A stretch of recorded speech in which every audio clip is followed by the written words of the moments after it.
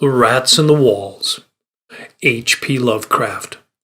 The Rats in the Walls is a short story by American author H.P. Lovecraft, written in August-September 1923. It was first published in Weird Tales in March 1924. Plot summary. Set in 1923, The Rats in the Walls is narrated by the scion of the De la Poer family, who has moved from Massachusetts to his ancestral estate in England, the ruined Exham Priory. To the dismay of nearby residents, he restores the priory, plainly revealing his ignorance of the horrific history of the place. After moving in, the protagonist and his cats frequently hear rats scurrying behind the walls.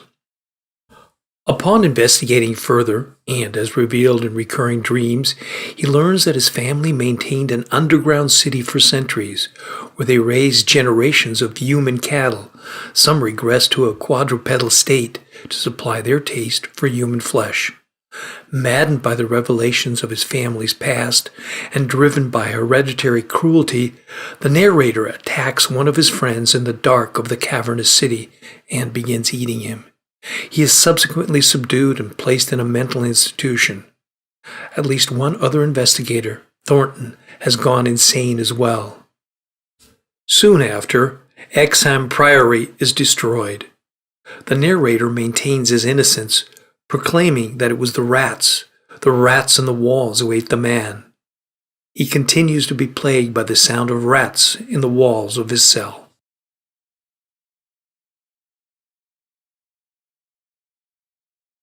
H.P. Lovecraft, The Rats in the Walls. On July 16, 1923, I moved into Exham Priory after the last workman had finished his labors. The restoration had been a stupendous task, for little had remained of the deserted pile but a shell-like ruin. Yet, because it had been the seat of my ancestors, I let no expense deter me.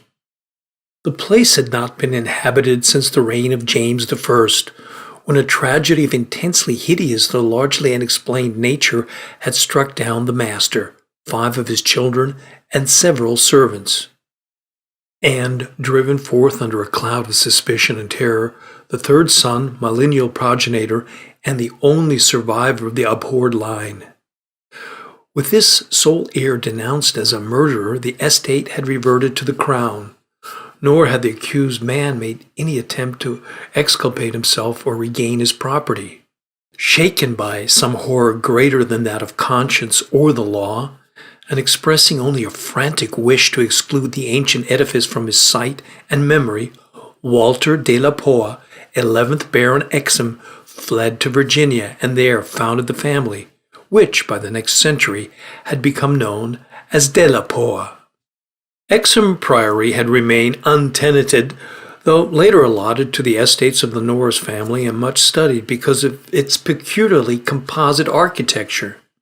An architecture involving Gothic towers resting on a Saxon or Romanesque substructure, whose foundation in turn was of a still earlier order or blend of orders. Roman and even Druidic or native Chimeric, if legends speak truly.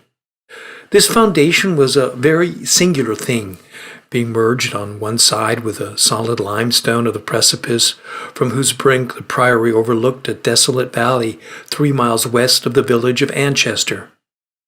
Architects and antiquarians loved to examine this strange relic of forgotten centuries, but the country folk hated it.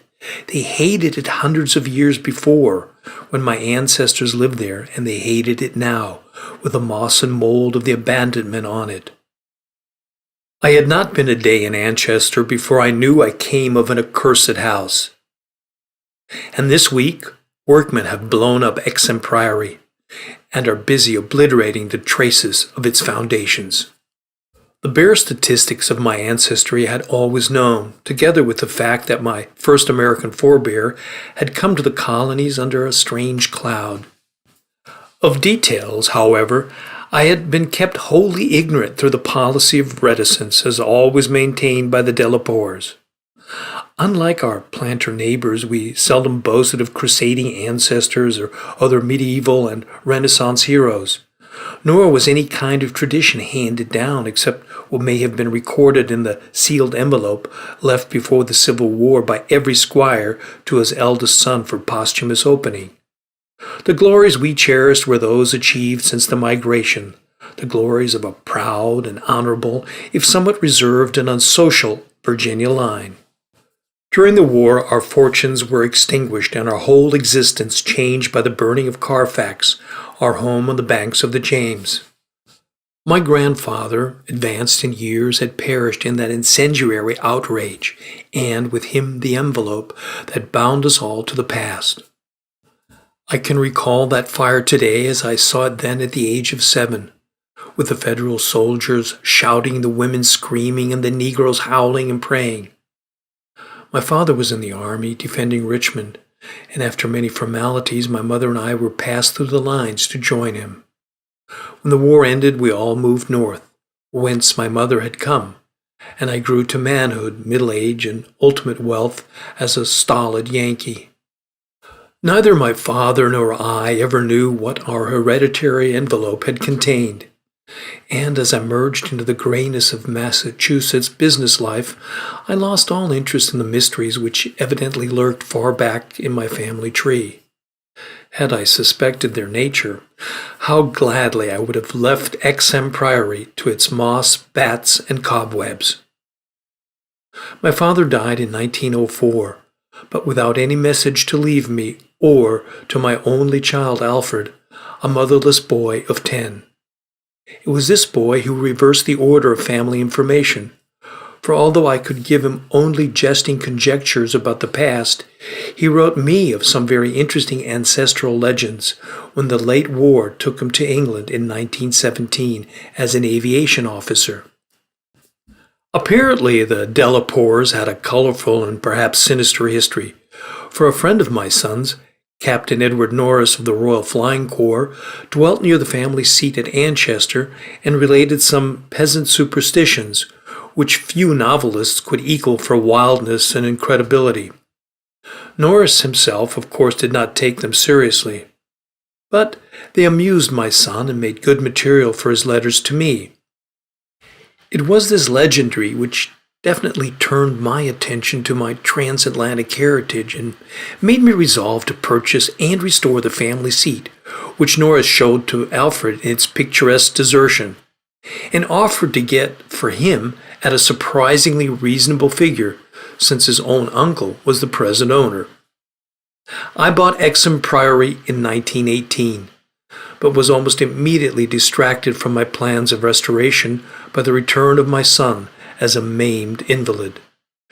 During the 2 years that he lived, I thought of nothing but his care, having even placed my business under the direction of partners. In 1921, as I found myself bereaved and aimless, a retired manufacturer no longer young, I resolved to divert my remaining years with my new possession. Visiting Anchester in December, I was entertained by Captain Norris, a plump, amiable young man who thought much of my son and secured his assistance in gathering plans and anecdotes to guide in the coming restoration. Exham Priory itself I saw without emotion, a jumble of tottering medieval ruins covered with lichens and honeycombed with rooks' nests, perched perilously upon a precipice, and denuded of floors or other interior features save the stone walls of the separate towers.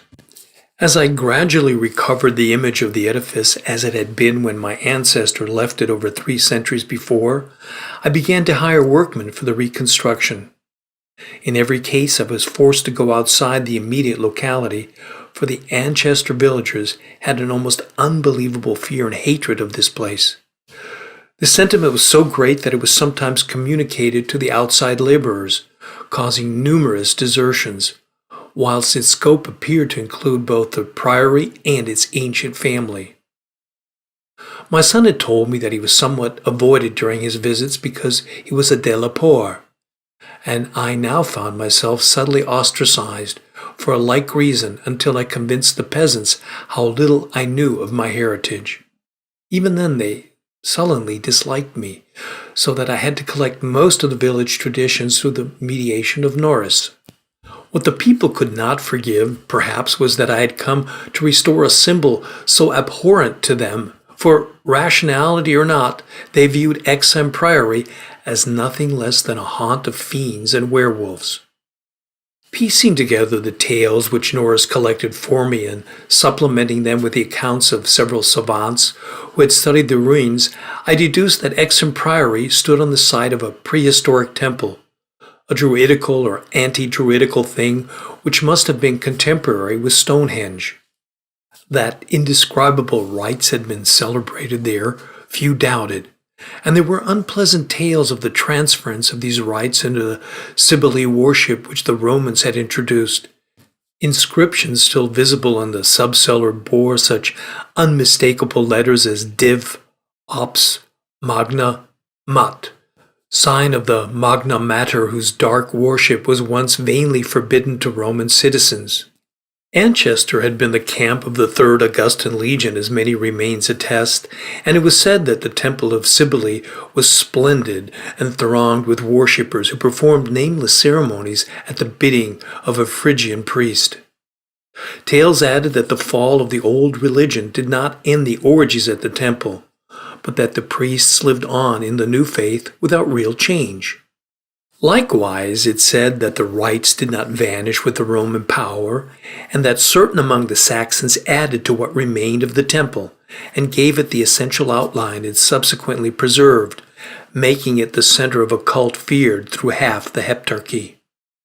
About 1000 A.D., the place is mentioned in a chronicle as being a substantial stone priory, housing a strange and powerful monastic order, and surrounded by extensive gardens which needed no walls to exclude a frightened populace. It was never destroyed by the Danes, though after the Norman conquest it must have declined tremendously, since there was no impediment when Henry III granted the site to my ancestor, Gilbert de la Poer, 1st Baron Exham in 1261. Of my family before this date there is no evil report, but something strange must have happened then. In one chronicle, there is a reference to a de la Poer as a cursed of God in 1307, whilst village legendary had nothing but evil and frantic fear to tell of the castle that went up on the foundations of the old temple and priory. The fireside tales were of the most grisly description, all the ghastlier because of their frightened reticence and cloudy evasiveness. They represented my ancestors as a race of hereditary demons, besides whom Gilles de Retz and the Marquis de Sade would seem the veriest tyros, and hinted whisperingly at their responsibility for the occasional disappearance of villagers through several generations. The worst characters, apparently, were the barons and their direct heirs. At least, most was whispered about these. If of healthier inclinations, it was said an heir would early and mysteriously die to make way for another more typical scion. There seemed to be an inner cult in the family, presided over by the head of the house, and sometimes closed except to a few members. Temperament rather than ancestry was evidently the basis of this cult, for it was entered by several who married into the family. Lady Margaret Trevor from Cornwall, wife of Godfrey, the second son of the 5th Baron, became a favorite bane of children all over the countryside, and the demon heroine of a particularly horrible old ballad not yet extinct near the Welsh border. Preserved in balladry, too, though not illustrating the same point, is the hideous tale of Lady Mary de la Poer, who shortly after her marriage to the Earl of Shrewsfield was killed by him and his mother, both of the slayers being absolved and blessed by the priests to whom they confessed and what they dared not repeat to the world. These myths and ballads, typical as they were of crude superstition, repelled me greatly.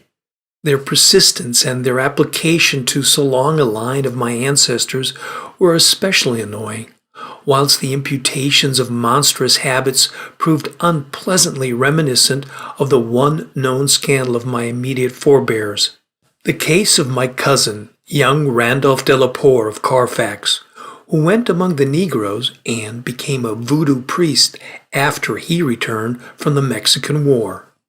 I was much less disturbed by the vaguer tales of wails and howlings in the barren, windswept valley beneath the limestone cliff, of the graveyard stenches after the spring rains, of the floundering, squealing white thing on which Sir John Clave's horse had trod one night in a lonely field, and of the servant who had gone mad at what he saw in the priory in the full light of day.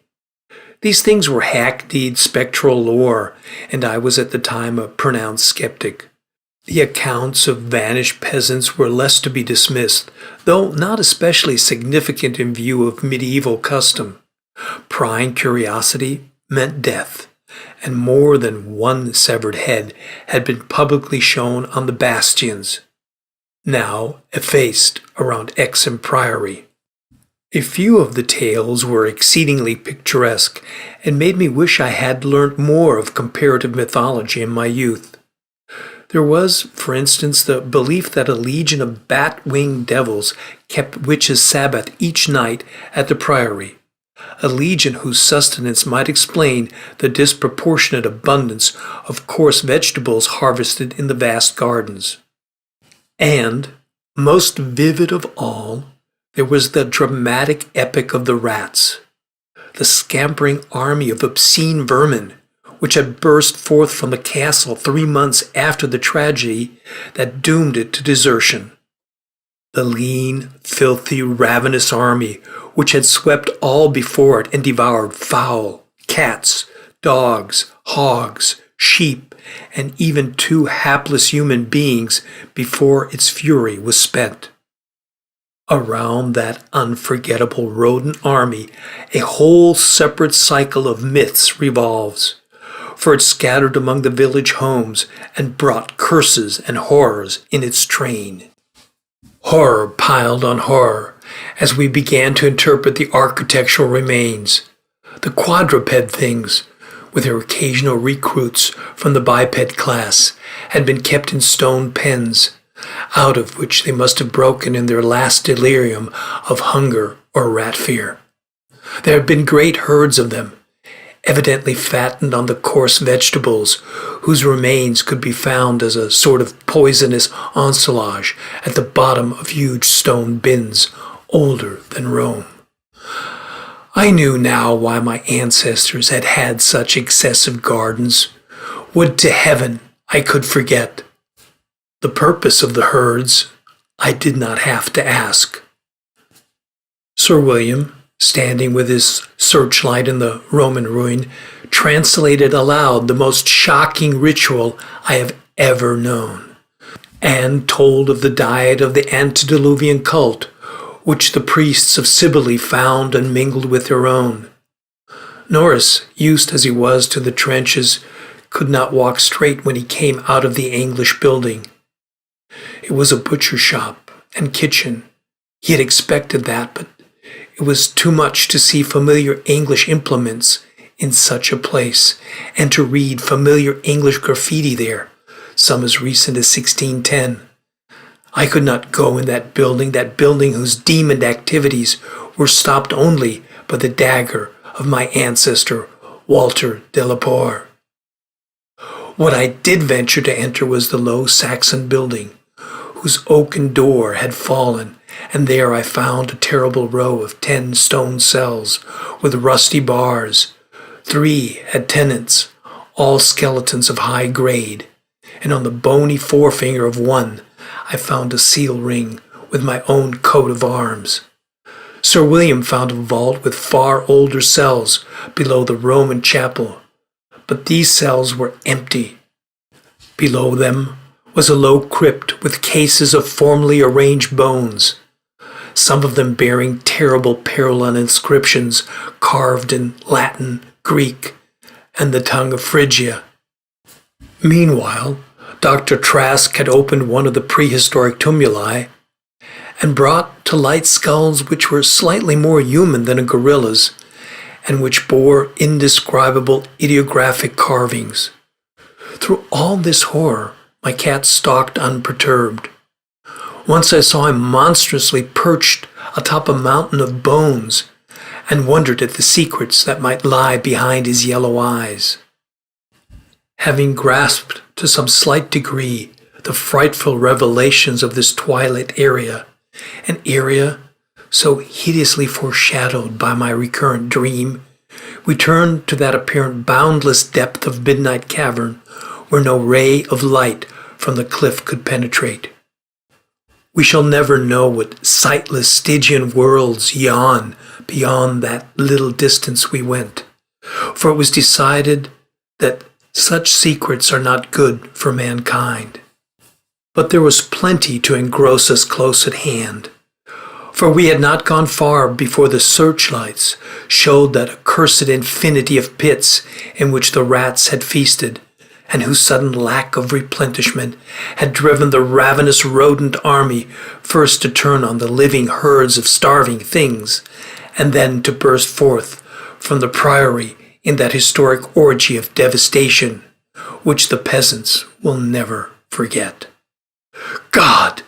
Those carrion black pits of sawed-picked bones and open skulls. Those nightmare chasms, choked with pithecanthropoid, Roman, Celtic, and English bones of countless unhallowed centuries. Some of them were full, and none can say how deep they had once been. Others were still bottomless to our searchlights and peopled by unnameable fancies. What, I thought, of the hapless rats that stumbled into such traps amidst the blackness of their quests in this grisly Tartarus?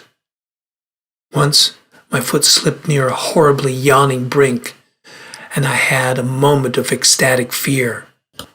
I must have been musing a long time, for I could not see any of the party but the plump Captain Norris. Then there came a sound from the inky, boundless further distance that I thought I knew, and I saw my old black cat dart past me like a winged Egyptian god, straight into the illimitable gulf of the unknown. But I was not far behind, for there was no doubt after another second. It was the eldritch scurrying of those fiend-born rats, always questing for new horrors, and determined to lead me on, even onto those grinning caverns of Earth's center, where Nyarlathotep, the mad, faceless god, howls blindly to the piping of two amorphous idiot flute players. My searchlight expired, but still I ran. I heard voices and yowls and echoes, but above all, there gently rose that impious, insidious scurrying, gently rising as a stiff, bloated corpse gently rises above an oily river that flows under endless onyx bridges to a black, putrid sea. Something bumped into me, something soft and plump. It must have been the rats, the viscous, gelatinous, ravenous army that feast on the dead and the living. Why shouldn't rats eat a Delapoer as a Delapoer eats forbidden things? The war ate my boy, damn them all, and the Yanks ate Carfax with flames, and burnt grandsire Delapoer and the secret.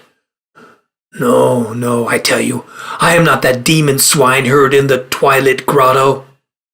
It was not Edward Norris's fat face on that flabby fungus thing. Who says I'm a Delapoer?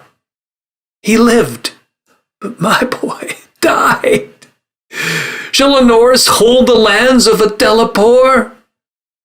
It's voodoo, I tell you, that spotted snake. Curse you, Thornton. I'll teach you to faint at what my family do. S'blood, thou stinkard, I'll learn ye how to gust. With ye swinky me thicky ways. Magna Mater, Magna Mater.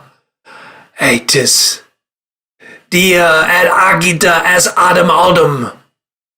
Agus badunach ort. Donus, Dorlas ort. Agus letzi. Ong.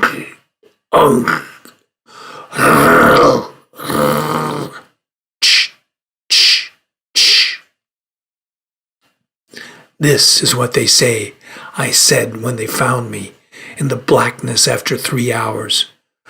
Found me crouching in the blackness over the plump, half-eaten body of Captain Norris, with my own cat leaping and tearing at my throat. Now they have blown up Exham Priory, taken my nigger man away from me and shut me into this barred room at Hanwell, with fearful whispers about my heredity and experiences. Thornton is in the next room, but they prevent me from talking to him. They are trying, too, to suppress most of the facts concerning the Priory. When I speak of poor Norris, they accuse me of a hideous thing, but they must know I did not do it. They must know that it was the rats, the slithering, scurrying rats, whose scampering will never let me sleep. The demon rats that race behind the padding in this room and beckon me down to greater horrors than I have ever known.